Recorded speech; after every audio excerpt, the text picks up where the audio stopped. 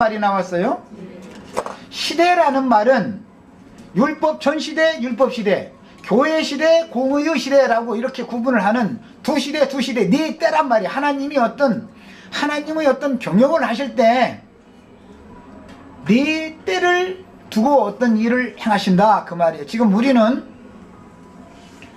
네 때 중에서 세 번째 때가 마무리되어지고 있는 시점에 와 있죠.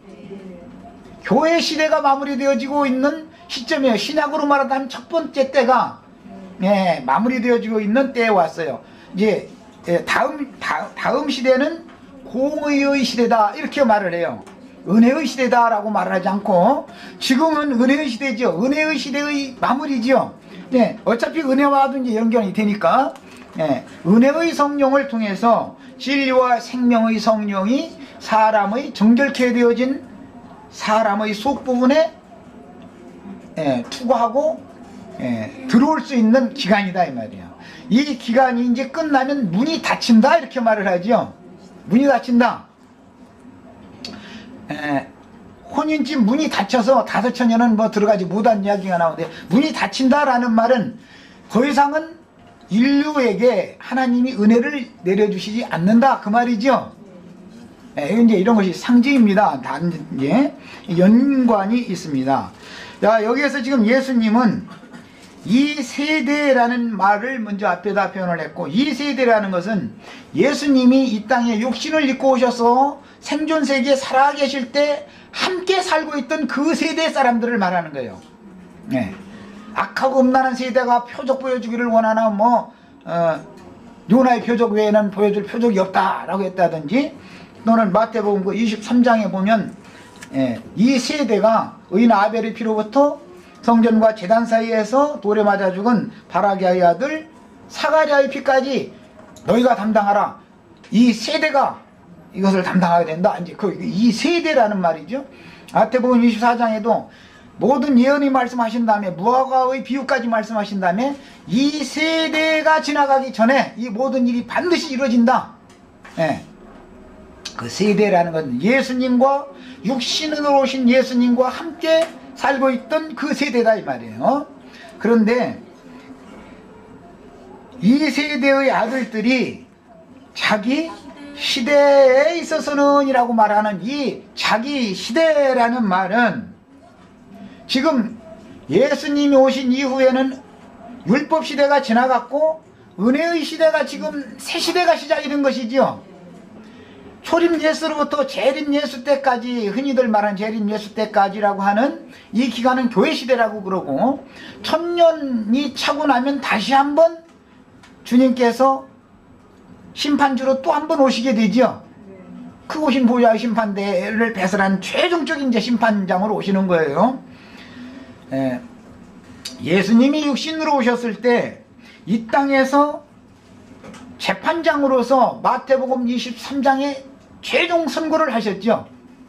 화 있을진저 이를 외식하는 서기관과 바리새인들이여, 이 말씀을 8번 하신 다음에 7번 하셨죠. 하신 다음에 너희가 어떻게 지옥의 판결을 피하겠느냐, 최종적으로 지옥의 판결을 선고를 했다 이 말이에요. 그러니까 예수님이 지금 재판장으로 오신 것이죠. 심판자로 오신 거예요. 세상의 심판자로. 그분의 말씀이 한번 선고가 되어지면 그 선고가 되어진 다음에 유예기간을 잠시 둡니다.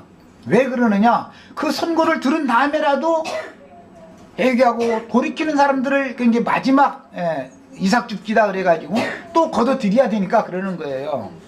이제 이것이 비유입니다. 그래서 예수님이 그때 그렇게 선고를 했지만 실제 그때 그들이 멸망한 것이 아니고, AD 70년에 가서 예수님이 그 선고를 했을 때는 34년이잖아요. AD 34년이지만 그 후로도 35년이 더 지난 다음에 AD 70년에 가서 로마에 의해서 예수님의 선고가 실현이 되는 거예요. 유예기간을 둔다 이거예요. 이처럼. 그것은 왜 그러냐, 예수 그리스도의 증거를 거부했을지라도 은혜의 성령을 통해서 사도들로 말미암아 증거하게 하신 그 말씀을 통해서라도 회개하고 돌이킬 수 있는 유예기간을 주는 거예요. 예수를 죽인 사람들이지만 성령의 증거를 통해서 회개하고 돌이키면 여전히 구원받을 수 있죠. 이런 기한을 두는 거예요. 그것이 6달이라고 하는 것과도 관계가 있는 거예요. 이것이 유예기간을 늘 두는 겁니다. 그래서 꼬리를 이렇게 딱딱 자르는 거예요. 마무리를 하기 위해서. 그런데 자 이제 이 세대의 아들들이 자기 시대에 있어서는 그랬으니까 이 세대의 아들들은 예수님의 제자들이에요. 이 세대의 아들들이라는 것은 예수님의 제자들이고, 빛의 아들들이다 라고 하는 것은 모세와 선지자들의 제자들이에요. 모세와 선지자들은 이 시대가 오기 전에 아버지의 시대 때, 율법 시대 때, 율법 전 시대와 율법 시대 때, 구약 시대 때, 즉 옛 언약 시대 때 빛의 아들들은 모세와 선지자들이었죠. 이해가 잘 안 되시는가 보다. 구약 성경에 아버지의 때에, 아버지 시대에, 옛 언약 시대 때, 율법 전 시대든 율법 시대든 간에 통틀어서 대표적으로 말할 때는 모세와 선지자들의 때다 이 말이에요. 모세와 선지자들의 때는 요한까지로서 딱 종지부 되는 거예요. 그런데 그때는 옛 언약 때다 그래요. 그래서 그 빛의 아들들은 모세와 선지자들로 대표된다 이 말이에요. 그러나 그들을 보내신 참 빛이 오신 것은 예수님이 직접 왔죠. 이제 그러면 시대가 바꿔지죠. 그래서 자기 시대라고 말하는 것은 신약시대를 말한단 말이에요. 신약시대. 그러니까 빛의 아들들의 시대라고 하는 것은 즉 모세와 선지자들에게 말씀을 들어야 되는 그 시대의 사람들이라는 것은 옛 언약 시대 아버지의 때에 역사하던 사람들, 그 일하던 하나님의 종들인 것이고, 새 시대가 오면은 모세와 선지자들 모세와 엘리야의 말을 들으려고 할 것이 아니라 그들에게 빛을 입혀서 세상에 보내신 그 아들이 직접 세상에 생명의 빛으로 오셨으니까 이제 참 빛, 앞으로 빛계로 나가야죠. 시대가 바꿔졌다 이 말이에요. 이제 그러면 하나님 아버지의 나라와 아들의 나라가 시대가 바꿔졌다 그 말이죠. 그래서 예수님이 이 땅에 오셔서 하시는 말씀 보면 누가복음 그 22장에 이제 그 하시는 말씀인데, 아버지께서 나에게 그 나라를 맡기신 것 같이 나도 너희들에게 내 나라를 맡겨서 내 상에서 함께 먹고 마시게 해주겠다. 나라를 맡기는 이야기예요. 아버지의 나라가 있고 아들의 나라가 있다 이 말이에요. 아버지의 나라는 빛의 아들들을 통해서 말씀하셨죠.